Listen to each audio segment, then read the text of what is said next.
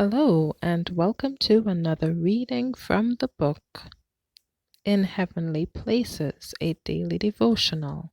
Today's reading is entitled In the Hands of the Potter, January 22nd. But now, O Lord, thou art our Father. We are the clay, and thou our potter, and we all are the work of thy hand. Isaiah 64:8. In his word, God compares himself to a potter and his people to the clay.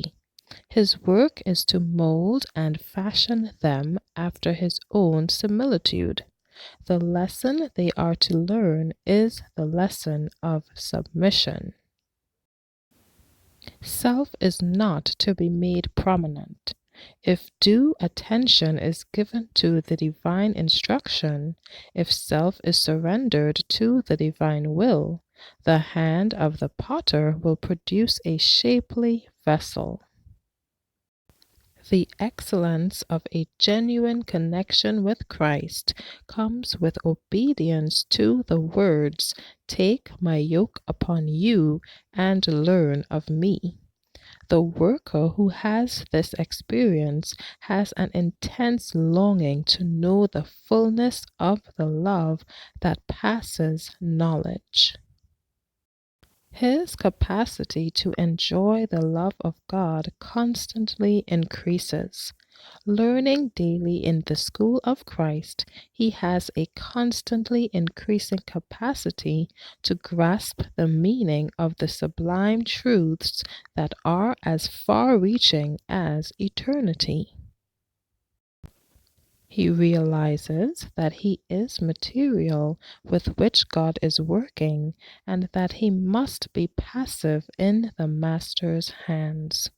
Trials come to him, for unless tested by trial and disappointment, he would never know his lack of wisdom and experience. If he seeks the Lord with humility and trust, every trial will work for his good.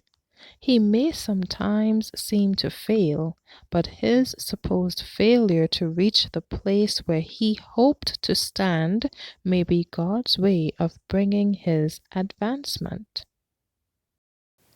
He thinks that he has failed, but his supposed failure means a better knowledge of himself and a firmer trust in God. He may make mistakes, but he learns not to repeat these mistakes. United with Christ, the true vine, he is enabled to bear fruit to the glory of God. The Lord desires us to be meek and lowly and contrite, yet filled with the assurance that comes from a knowledge of the will of God. He hath not given us the spirit of fear, but of power, and of love, and of a sound mind, who hath saved us and called us with an holy calling, not according to our works, but according to his own purpose and grace. 2 Timothy 1:7-9. Thank you for listening today. Be sure to join me tomorrow for another reading from the book In Heavenly Places. God bless you.